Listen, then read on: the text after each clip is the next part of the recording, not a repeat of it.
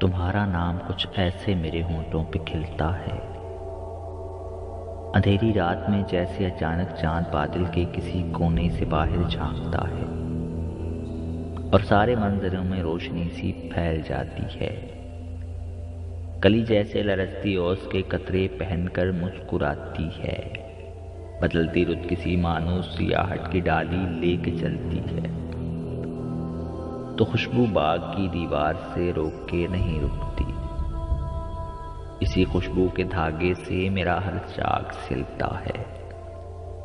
तुम्हारे नाम का तारा मेरी सांसों में खिलता है।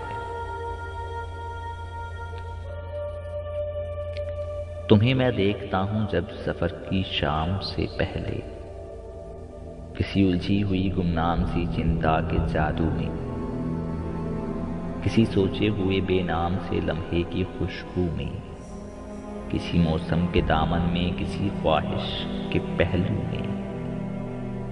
तो इस खुश रंग मंजर में तुम्हारी याद का रास्ता न जाने किस तरफ से फूटता है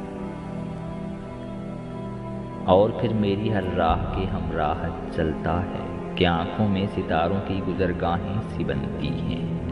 धनक की कहकशाएं सी तुम्हारे नाम के इन खुशनुमा हरफों में ढलती हैं कि जिनके लम्ह से होंठों पे जुगनू रक्स करते हैं। तुम्हारे ख्वाब का रिश्ता मेरी नींदों से मिलता है तो दिल आबाद होता है, मेरा हर चाक सिलता है। तुम्हारे नाम का तारा मेरी रातों में खिलता है।